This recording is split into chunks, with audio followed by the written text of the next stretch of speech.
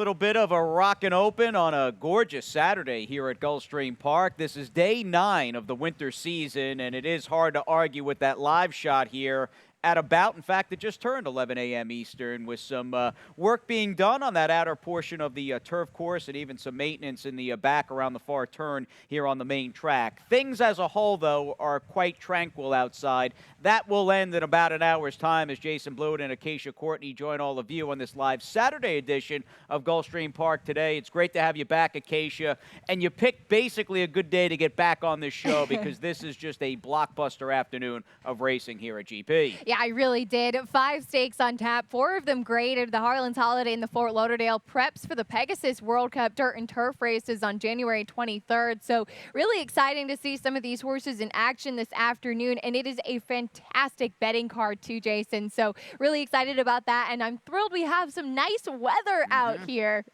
Well, yeah, especially with you coming from New York and Connecticut. I mean, this is primetime season down here in this part of the country. And as a result, we'll move forward naturally, but a little bit of housekeeping to tend to. And I'll get into this next order of business with the smile on my face. Had a good day at the office yesterday. It's about time, as I was saying to Acacia. So nobody beat me yesterday for a change in the Beat the Expert. Well done. A very impressive day for you, and Beat the Expert now back every Friday, so we hope you all will continue to play along. Ron and I have some big shoes to fill in the next coming weeks, but well done, Jason. Congratulations, and a big thank you to everybody that played. Definitely, absolutely, always a good time. The Stronach 5, meanwhile, ran right through our Beat the Expert races fairly late yesterday. We had races 8, 9, and 10 locally in the sequence. We didn't get the storybook ending, per se, with the victory out of Penny Price in the nightcap. He was beaten by the number 1 Corky, who paid $9.80, and as a result, Acacia capped a Stronach 5 that paid almost $5,900. And not too bad at all. So I hope you had it, and some certainly logical horses in the sequence, but some decent prices you got all the way through.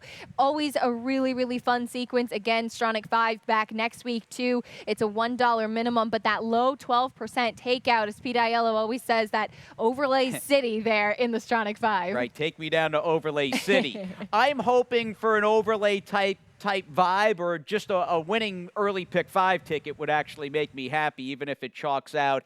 A ticket I built around Semper Fidelis in the second race. And out of all the 2-year-olds we saw run throughout the autumn season at Gulfstream Park West, he was the one I feel like I was most looking forward to getting over here to Gulfstream Park for Saffie Joseph Jr.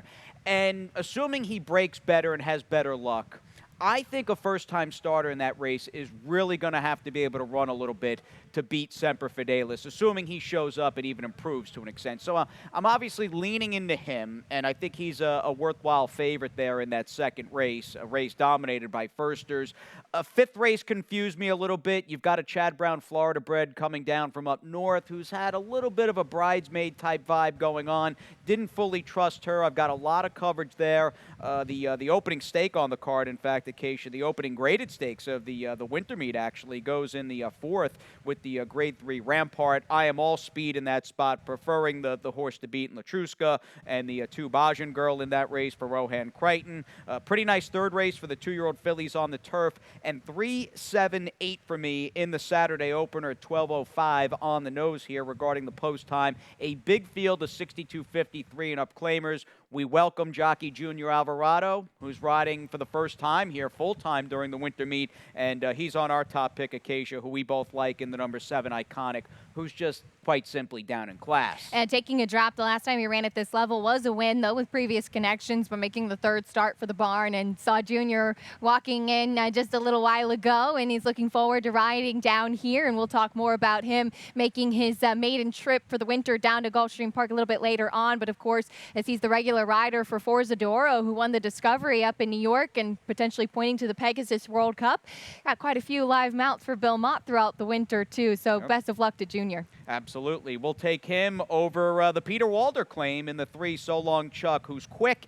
And I think historically this is just the kind of like old pro who maybe has some mileage on the odometer that Peter's going to do well with. Yeah, absolutely. And he's the type of horse that just runs well when he's spotted right. So this is exactly the type of claim you'd expect from this barn, claimed at a lower level, sticking right at that level, and in the right spot. All right, let's get on to the second here. There are two outside of the stakes today. You've got two very interesting looking 2-year-old maiden special weights, and it does go with the territory on a Saturday here in December at Gulfstream Park, and race 2 is no exception with that statement. A field very much dominated just in terms of numbers by first-time starters, 2 of which are going out for Todd Pletcher, 1 for Christophe Command. But when it comes down to it, I was really impressed with the effort out of the 2 Semper Fidelis, who caught a live field over at Gulfstream Park West. And I think the first order of business, Acacia, is to get to that replay because he had a lot stacked against him. He did. He had to check back early on. As we take a look at the early part of the race, kind of ran up on heels a little bit. And for a first-time starter, breaking from an inside post, too, that can always be a little bit of an adventure. He's in the red cap and just has to really steady back there early on under Edgar Zayas that day. And then coming to the quarter pole, makes that big sustained run. Now, the horse that beat him, Warrior's Pride, did come back to win again with a 75 Beyer speed figure. And you do like to see a horse like this as he's on the far outside now in that red cap and the Cash is King colors. I noticed this in his sales breeze too, where he sold for $160,000 at OBS April. As he really has kind of not a paddling action, but almost an action that would maybe suggest a turf horse, as the dam is all turf. But it's interesting, he ran really, really well on dirt, and you can imagine sticking with this surface, but it's got to be nice to know if you're Saffie Joseph Jr. that you've got options with this horse too. Yeah, perhaps down the line, obviously you'd prefer to have a good dirt horse over a turf horse, but yeah, I like that horse's debut hands down, and the proof was in that replay we just showed. Regarding the first-time starters, we'll talk about up first because you've got a couple in here by Quality Road who combined brought $1.4 million at auction. Todd obviously has your top pick, the 3 Prime Factor, who went for the $900K. The dam, what'd she go? 0 for 4, but it's a pretty strong Samson Farm pedigree and lineage on the female side of the pedigree. Yeah, the dam wasn't good on the racetrack herself, but she is the sister to Spitester, who's turned out to be a very effective sire too. And second dam was very, very strong. You've got Dance Smartly in the family and everything. Big, big family, as you mentioned, Samson Farm there. So that, I'm sure, is a big reason for that $900,000 purchase price. And you mentioned some of the firsters have to really run to beat the experience, and I'm always inclined to agree, but there look to be some pretty live firsters in this race. I think it's a very exciting one, too. Is Broadway, certainly a high-priced purchase, too, and just pulled a stat for the barn on Christophe Clement in the past year with 2-year-old first-time starters. And obviously, we're coming towards the end of the year now, but just sensational numbers for this barn with their 2-year-olds this past year, about 38% in the win column. Louis Saya is going to have the call on this one. Yeah, no, Christophe, what a 2020 run it's been. Historically, though, only 9 starters as far as dirt firsters go here at Gulfstream Park. Just 9 starters for that barn, with 1 winner over the last 5 years exclusively here at Gulfstream. Yeah, really curious to see what Christophe is going to do, because I feel like he might be coming off the best year of his career. I mean, day in and day out, it just seemed like he was just crushing up in New York. We'll get on to the third. We had the Colts prepping for the Dania Beach yesterday, and this is the 2-year-old filly counterpart for those 3-year-old stakes, which will be 3-year-old, of course, on January 2nd. And a very, very solid field. Led, I would say, by... You know what? It might be up in the air concerning Todd Pletcher's first-time turfing horse in Conlima, who was good here over the summer, and the Mike Maker horse that I picked in the 4 Gambling Cat, who had all sorts of trouble first time out in her winning upset debut at Belmont. Just a disastrous trip, and somehow she was able to get up and bit off maybe a little too much to chew in that Jessamine Stakes, which, as you know, Acacia, turned out to be a wickedly live race moving forward into November. Aunt Pearl, the winner of that race, on to win the Breeders' Cup Juvenile Fillies Turf. Even Ingracia Stakes winner, too, for Chad Brown now. So she faced some tough company last time out. This filly by Kitten's Joy. And I agree. I thought that she really overcame a lot of adversity in her debut. Unfortunately, that hasn't proved to be the most live race moving forward. But obviously, a Mike Maker horse that wins first time out has ability. And then, of course, that they felt strongly enough to step her right up into graded stakes company. I bet with the 2 Runaway Rockette, Frank Fletcher catcher, Rockette. You always can spot his horses in there too, as her turf debut was a winning one. And she got a good trip at Keeneland there. But in general, I thought she was very game. When you see horses, 2-year-olds in particular, Jason, going between horses like she did, she showed a lot of grit. As right here in the red color, she looked like she had nowhere to go. And as game as she was underneath Louis Saez to weave in between traffic, I thought that showed a lot for a young filly. And clearly well schooled in the mornings by her iconic Hall of Fame trainer in Bill Mott. And I mean, obviously on the surface, even forgetting about this gritty win where she acted like an older horse who had already done that trip maybe 20 or 30 times in the past, just the improvement first to second start coinciding with that turf debut. I mean, we were dealing with, in the race we just showed you, a completely different horse as opposed and sized up to her career debut. For sure, and I actually like Into Mischiefs on the turf. I think he's a very versatile stallion, of course, with the Kentucky Derby winner this year in Authentic. The offspring of Into Mischief seem to do just about anything. Yes, they do, and he stands for a lot of money, and the horse that sired him we'll honor a bit later today in Harlan's Holiday. Race number 4 is the Grade 3 Rampart. Good to be back in graded stakes form here early on this afternoon. In fact, our first graded stakes on this circuit in quite some time.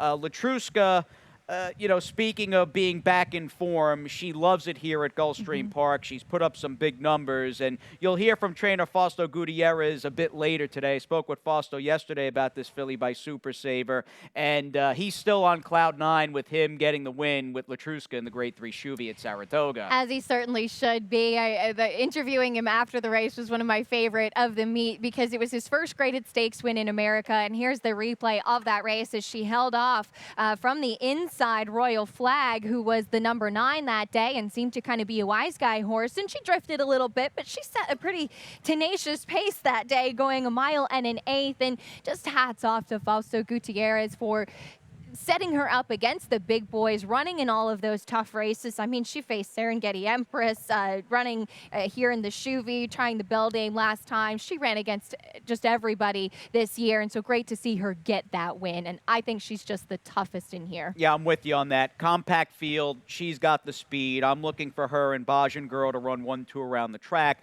Outside of Latruska, though, the second most accomplished horse is clearly the 3 Sally's Curlin, and who could forget that great video of CJ and his whole posse rooting her home off track in the Hurricane Birdie here last March for Dale Romans.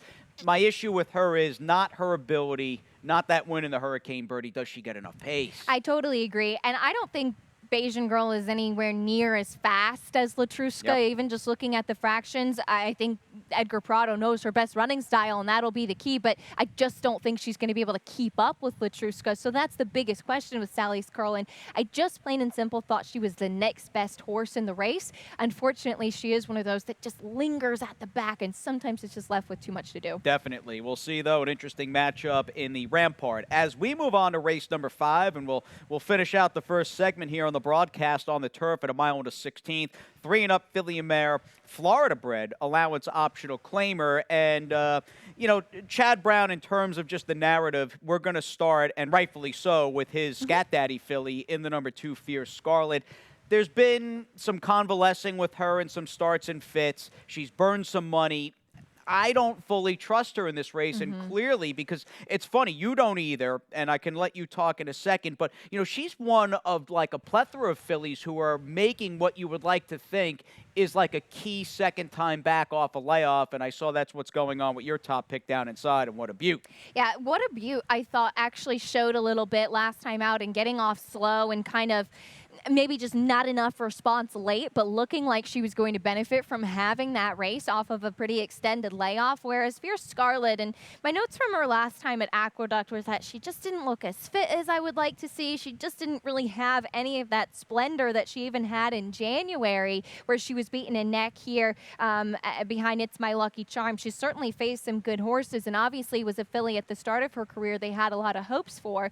She's just never one I'm going to really be a big fan of physically, and I think maybe that's the tough thing about it, but just her record overall is tough for me to take at a short price. No, I'm with you on that. We both have her third. I used her in the early pick 5. Would not want to get beat in a multi-race wager by her per se and string the rest of it along and not cash. So, defensive views, but you and I going in different directions and talking about that ever-popular Ghostly Beauty Hera race where a number of these are rematching out of. I'm going to take a shot with the 7, Yolanda's Pride, who your knee-jerk reaction might be, does she really stack up against these horses from a talent or ability standpoint? But she's run some big races, likes this turf course here at Gulfstream, and returning home for Steve Caceres. I'll give her the upset call. Quick pop to the 8, Ghostly Beauty. Does she ever become the bride and not the bridesmaid? That's the biggest question, but hey, she's got the right pilot with Tyler Gaffleone coming off a 4-win day yesterday, so he's definitely in a good groove. He absolutely is. We take a little breather. We dive into that big Rainbow Six and a whole lot more after this.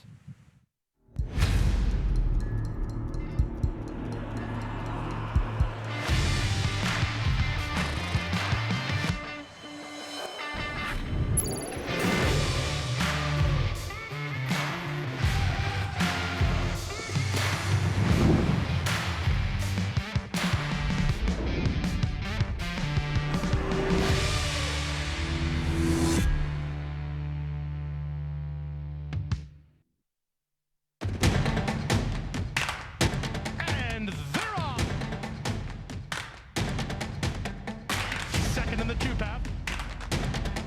Ground on first inside. Race.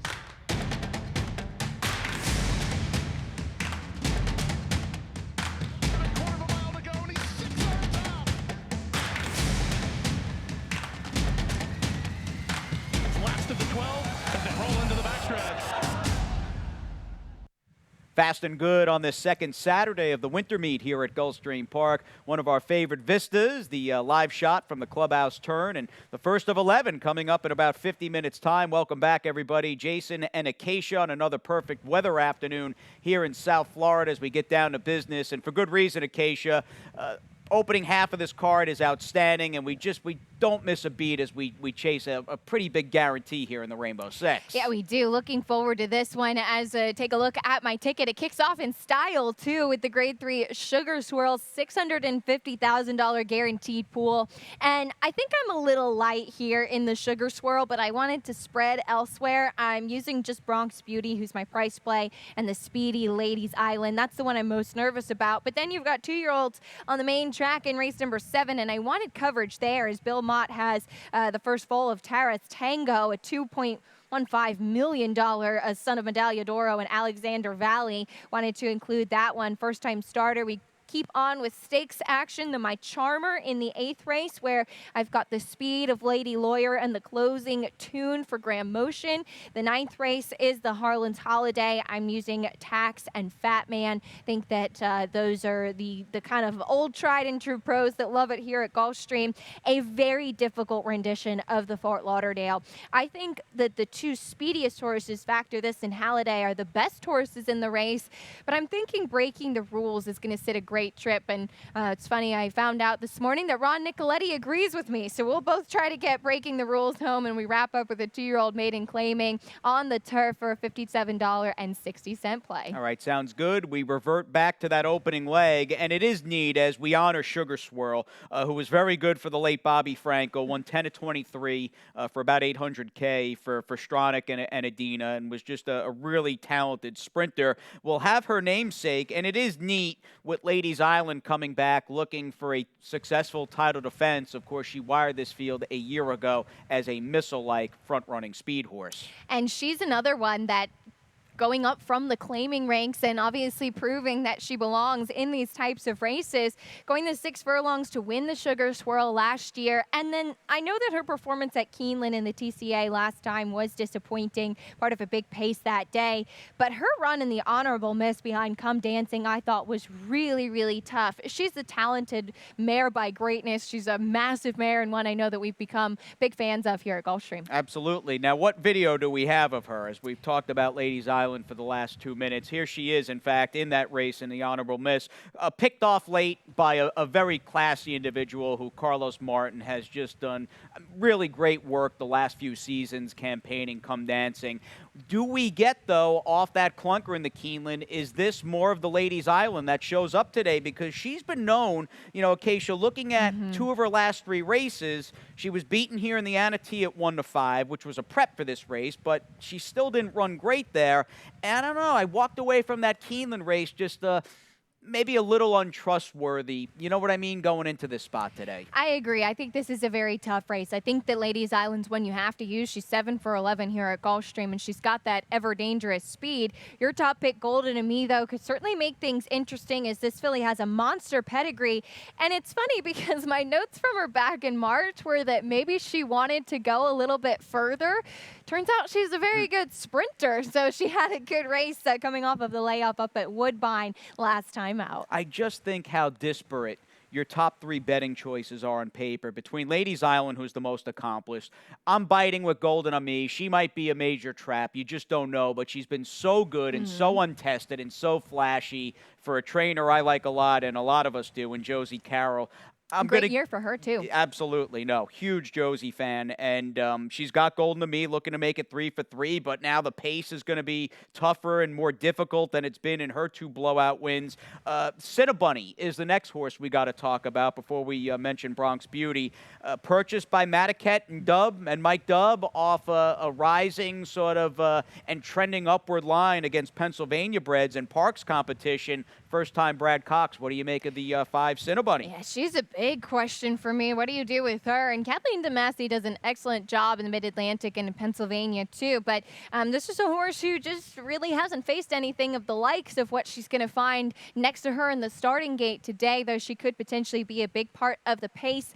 I'm hoping there's a very hot pace in here, and it sets up for Bronx Beauty. As I thought the 7 furlongs was really just pushing her outer limits last time. I think that she's much more of a 6 furlong type. She gets back on a dry track today, too. She ran really well in the ski pat on Preakness weekend, so hopefully she'll run back to that. She is one tough PA bred, isn't she? Yeah, she is. I like that we've got a couple Pennsylvania breds in here, too. No, it is kind of neat. It is a short, compact field, but a melting pot of Florida bred on the outside. In fact, a couple of them with Ladies Island and, of course, Aunt Nadine, who's now with trainer Mike Maker. That is a really odd, fascinating puzzle there on the main and the Sugar Swirl. Late pick 5 does begin in race number 7. We've got the 2-year-old colts up in race number 2, and this is more of like the classic-looking race today because it is going at a mile, and a field very much dominated by first-time starters. And as we start the late pick 5, I'm going to go 4, 5, and 9 in this race.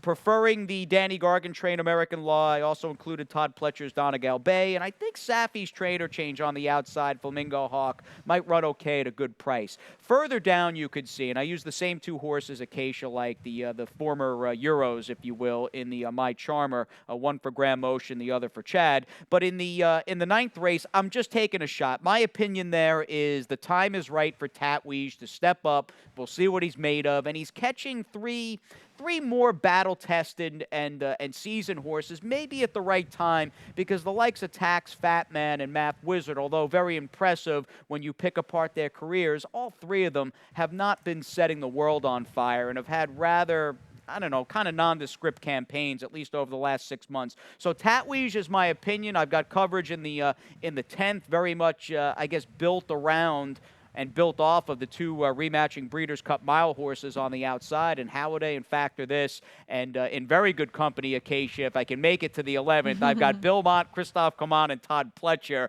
to hopefully cash me out here for $36. Let's get on to the 7th race field, and a horse I didn't include in my 3-horse spread there to start might be the biggest story, and that happens to be the horse that you have second in the number 6, Alexander Valley. The big purchase price, I know he gets to debut at a mile, which might be a positive for him today, even though it's not easy to win going 8 furlongs first out. I just, in the back of my mind, I'm always thinking with Bill Mott, it's about the long game and not first out. And that's why I didn't put him on top, but I'm very interested and excited to see him this afternoon, as I haven't seen him yet. Big purchase price, over $2 million.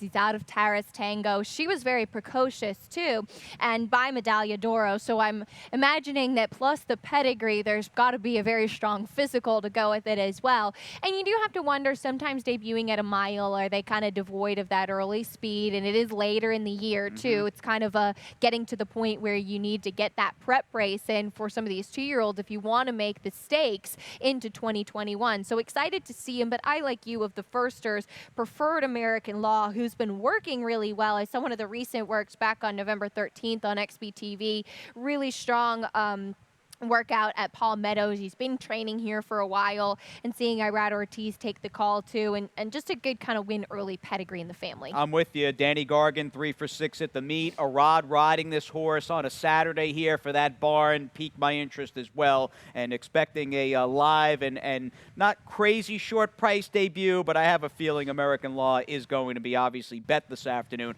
What about the Kentucky shipper down on the rail and the one mid-laner who is making his debut locally here for Eddie Keneally? Set the pace at almost 100-1, going 7 first out and held pretty well. What do we have cooking here second out with Eddie Keneally? Well, I was curious, and I found a stat for Eddie Keneally because I thought that this could be a live horse, but maybe it's a point that the money he didn't take first time out is key, as the numbers are not strong with second-time starters in the maiden special weight ranks on dirt. Just 2 for 18 winning and $1.15 ROI. He showed good speed in that debut, and that could be a key, especially with some of the others, the firsters, going a mile on debut. And a quick pop to the 5, Donegal Bay, who, looking at the fact he was a big price, outside post, et cetera, at Saratoga, which would have been kind of smack dab in the middle of the meet, in the middle of August, I'm expecting a far better, just more professional, stronger effort out of this gelding by Uncle Mo.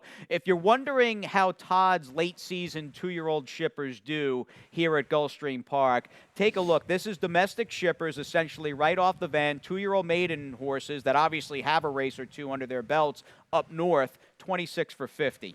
Yeah, some really strong numbers there, and you can never discredit anything this barn sets out.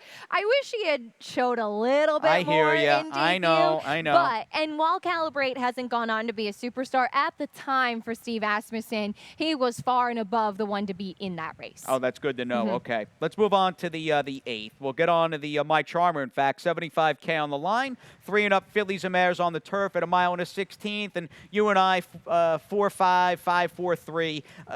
Boxing up, again, the 2 former Euros who do on paper look most important, with Chad's horse, the 5, Lady Law.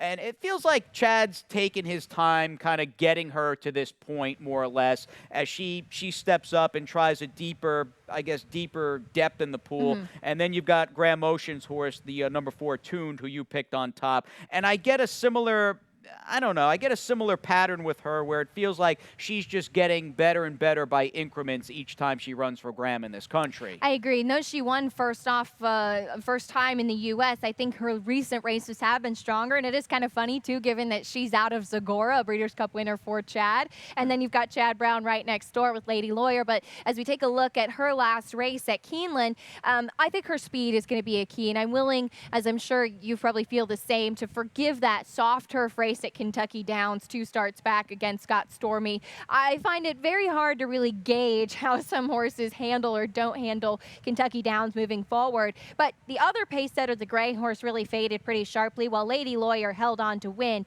in this allowance at Keeneland. And this is not a 13-horse turf field, so you're talking about Tyler off his 4-win Friday, riding for Chad Brown with a speed horse, and there was a scratch of the 6, Medita, for an Ardella. It looked like she might be more of a first flight runner, so the pace might even be a tad easier than it appeared when this race was first drawn. In fact, I'm curious if maybe the inside speed comes from the 3R Baby Ruth, who hasn't maybe done all that much running in general since winning the Tropical Oaks here right after Christmas, almost a year ago for Eddie Keneally, but she was good in that one race, and I don't know, I think she could run a big race and stack up favorably with both Graham's filly and Chad's horse here. And I know that she was running at Kentucky Downs, Colonial, but at Colonial she ran behind Valiance. How good has she been going to the turf, winning the Grade 1 Spinster after that, and then second in the Breeders' Cup? Definitely for Todd Pletcher and Eclipse Thoroughbreds, absolutely. As we move on to race number 9, it is our Grade 3 Harlan's Holiday. This will go as the final dirt race on the card. Very nice field, and clearly as we look at the field slate, in fact, from Tax down on the rail as your slight 2-1 morning line favorite, favorite out to Todd Pletcher's horse in Tatweej at 4-1. This is the local stepping stone to the Pegasus Dirt.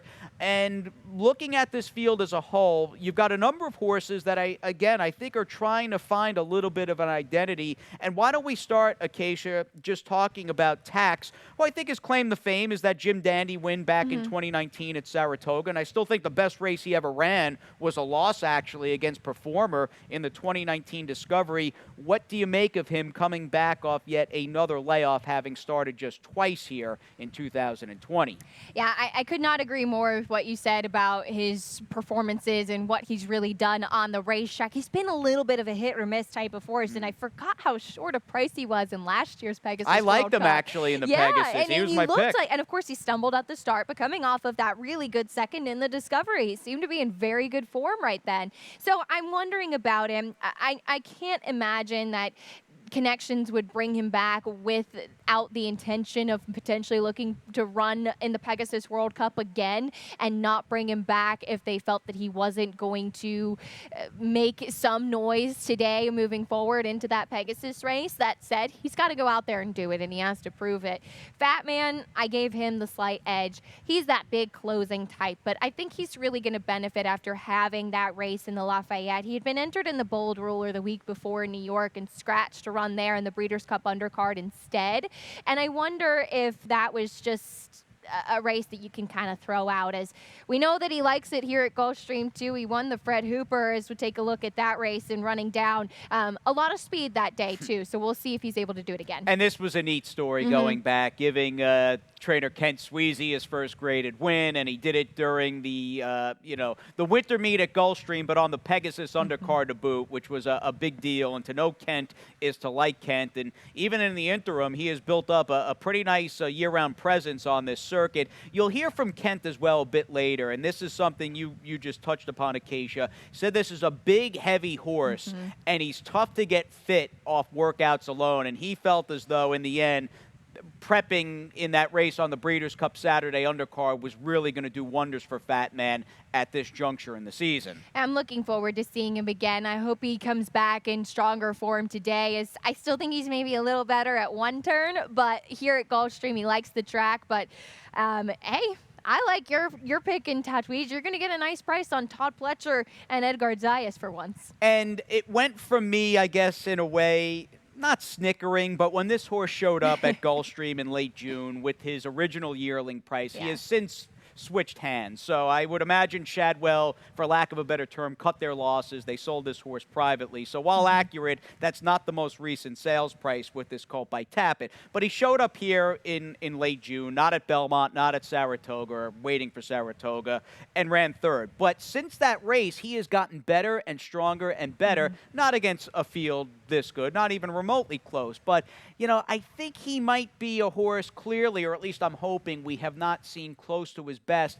And he's catching three way more accomplished horses, maybe just at the right time, where I just wasn't overly bowled over by Map Wizard, Tax, and Fat Man with what they've done or haven't done over the last, say, 6 to 9 months. And I think mentally he's a horse that really will come along too. As he's by Tapit, you could even see it in the replay of that last race, where he seems like he's just the type that gets a little distracted when he's by himself out on the racetrack too. So Edgar Zayas knows him very well. He's undefeated riding this horse. He's a very interesting prospect. Definitely. And the summertime was a good time of the year to get him experience and just to bring him along from like junior high to junior varsity to varsity, where he didn't have to run against another monster from his own shed row and all those good horses, allowance horses at Saratoga. We'll see what he does. A profound test today for Tatweez. Main event today, the technical feature is our 10th race as we kick off an all-turf late double. Grade 2 Fort Lauderdale. Looking at this field, this is the best betting race on the card and the deepest stake from front to back. Very much, I think, a race that kind of pivots in behind both the 9 Factor This and the 10 Halliday on the outside. And they've got a little history, which is kind of neat, Acacia, because they were basically running 1-2 for a good chunk of the Breeders' Cup Mile. They're both speed horses, but the more I looked at it, I know they could hook up here. I'm hoping they're just a little classier than the others, and I was envisioning, hopefully anyway, them running 1-2 around the turf course today from the outside. And it could happen. I really do think that though there are some other graded stakes quality and graded stakes winners in this field, as some like Hot Brown, who also has some speed, took the Bernard Baruch wire to wire. But I think that they really are the best two in here. One thing I like about Halliday is that he really came up here at Gulfstream last year, but we take a look at his grade 1 win in the 4-star Dave. And I wanted to point this out because Luis Saez told me after this race that he just didn't want to get in his ways. You'll notice Halliday on the front end never switches over to his outside lead. He stays on his inside left lead, and for some horses, they can get tired doing that. He still managed to hold off Got Stormy, who would come back and win in graded stakes, now becoming a sprinter this year, a very talented mare in her own right. He's going to need to switch leads today. He's going to need to be a little bit more professional on the front end, but he's very, very good, and he's got a pilot that knows him very well. I'm curious. I gave the 4, breaking the rules. He's Ronnie's price play today, your top pick here in the Fort Lauderdale. Phipps horse, I am just like predispositioned to like these horses and root for all these Phipps homebreds for Shug. You know, he comes back off that long layoff, and he wins his first 2 races. I'm curious your confidence level or what you make of him after losing the Lure and not getting it done on that soft turf last time out in the Knickerbocker. I'll be a little bit more forgiving because it was a softer turf course, and physically he's not even remotely the type of horse you'd want on a softer turf. He's massive. I'm excited for you to see him because he just blew me away in those first 2 races he won. Actually, it was the race after the Belmont Stakes, that first one off the layoff that he won over Digital Age, but he ran poorly in the Lure. That's the one that really gives me a cause for pause. I'm just hoping with Shug McGahee, who's shown so much patience with this horse, he's going to know how to prep him, and coming back here, I think he'll really handle the surface at Gulfstream Park well. Looking forward to it. Chad has got a horse in here, the 2 Delaware, who has not been at the level per se of a Factor This or a Halliday, or even hasn't run as well as Breaking the Rules, the good version of Breaking the Rules, but he's run pretty well in this country. Does he take a step forward? The maker horse on the rail, some like it. Hot Brown, very talented New York bred. Excellent field in the Fort Lauderdale. Let's wrap things up quickly here before we get to the lightning round with race number 11. We've got 2-year-old $50,000 to $40,000 maiden claimers on the turf at 1 mile and a 16th. You are down inside taking the Bilmont horse, colt by Lee, in fact, in the 1 Lease, who I have second. What do you like about the 1 Lease? Taking a drop in class and getting blinkers on. Has just had some trouble getting out of the gate in his first 2 races so far, so I'm hoping he's a bit sharper today, and saw a big mental improvement from race 1 to 2. So 3rd start out, hopefully the best one yet. I'll take a shot with the 7 Demon, who has just hated the dirt. He cannot run. He can't stand up on the dirt. Fingers crossed, different ball game today for Todd Pletcher trying the turf. There are 2 turf-winning siblings in the family with this colt by Into Mischief. That is the number 7 Demon for me. Acacia 1-6, 7-1 for me in the nightcap. Lightning round time here with 28 minutes to post on this mega Saturday here at Gulfstream Park. And our first order of business, Acacia, is Tarantino, who ran in the featured 9th race here yesterday afternoon and got a 75 buyer in an East Coast debut that was very solid. Hey, he really was, and I was wondering what to do with him as he was coming in from 2 races in California for Bob Baffert, but this could be a big prep moving on to the Dania Beach as he made his first start for Adolphe Brisset, a winning one. Looking forward to seeing him next time out. And the deepest jockey colony in the country up through now is getting even more potent today with the presence of both Jose Ortiz and Junior Alvarado. And here's hoping for a smoother, less, I guess, eventful winter season down here at Gulfstream for Jose Ortiz, who you recall his campaign last season was cut short. He fractured his wrist, came back, just wasn't right. But much like his brother, a star in the making here, and he's got a busy afternoon ahead of him. And looking forward to seeing him back. He'll be riding Factor This in the Fort Lauderdale. He stayed in New York a little bit longer than Irad Ortiz did, and best of luck to Jose, of course, winner of the 2017 Belmont Stakes. Jason, we've also got Junior Alvarado joining us at Gulfstream Park for the first time this winter, riding first call for Bill Mott. And there he is aboard Mohaymen. He's had success here on the big stage, at least during this meet back in the winter of 2016, winning both the Fountain of Youth and Holy Bull with Mohaymen for retired trainer Kieran McLaughlin, and looking forward to catching up with Junior. Good family man and a top rider, and certainly it never hurts to ride first call for the great Hall of Famer Bill Mott without a doubt. Getting on to Harlan's Holiday, you know, I do like that we honor not only Harlan's Holiday, but Sugar Swirl also. And in the case of Harlan's Holiday, I mean, he was proof that, you know, a good horse could come from anywhere. Starlight bought him as a yearling for just $97,000. He banked over $3 million. Loved it here at Gulfstream, won the Florida Derby and the Don Handicap, and maybe his greatest feat was siring Into Mischief. Yeah, how about that? You love a horse that can be a sire of sires, and Into Mischief now becoming that too. Just an incredible record. As Into Mischief, the question had been maybe a little distance challenge. All that put to bed with Authentic this year, but looking forward to honoring the great Harlan's Holiday this afternoon. Absolutely, and the Twitter poll actually has to do with the Harlan's Holiday stake we went through, spent a good few minutes talking about just how competitive and tough a race that is, and judging from the near 170 votes, this is going to be a pretty tight betting race between those four horses. Yeah, it's interesting to see Fatman and Tatweech both at about 29%. I thought, based off of my Twitter feed earlier on, that Fatman would be an overwhelming favorite, but a solid crew lining up this afternoon. And a dress rehearsal as well, and major just launching pad to the January 23rd $3 million Pegasus World Cup Dirt, which will be run again and has really become a can't-miss destination in late January here at Gulfstream Park for the best older horses in training. You've got your ticket packages on sale now. Obviously, hop on over to the website to check those out. We'll keep you updated with all the information moving forward, but we are looking forward to welcoming in our fans in a limited capacity, so make sure you check out and stay updated with everything on PegasusWorldCup.com. You talked about the weather and coming down from the chilly Northeast. Welcome to South Florida with the sunshine and the beaches, and with the Fort Lauderdale today. The fact that my wife and I have lived here almost 4 years, we've done a lot in Fort Lauderdale. That's where we're based, and I just couldn't resist sending in a picture of our ZZ, my brown-eyed girl. There she is. We take her to the beach every Monday morning because Fort Lauderdale, renowned, Acacia, you know, for its beaches and just like relaxed, beachy vibe. There she is, soaking up the sun and the sand, and I can assure you she got a bath before we got home. She's awesome. I love ZZ. I love when you post pictures of her. But Fort Lauderdale, great area. I love Las Olas, the downtown. Tons of great restaurants. You're always close to the beach, too. It's the place to be. Yeah, absolutely. Hugh Taylor State Park as well, a good place to go if you want to hike or even hop on over to the beach. It's right on the water. Can't recommend that enough. What else do we have to cover? Well, money. How about money? We love money, and we've got plenty of scratchification that guarantee this afternoon in the Rainbow. Starts in race number 6 today. Kicks off with graded stakes action. It is a sensational card today, so you don't want to miss that. It's just a 20-cent base wager. And a big Saturday at Gulfstream would not be complete without both Ron Nicoletti, who's joining us before the first, and of course the big man upstairs, Pete Aiello, who's coming up next with those Saturday scratches and changes.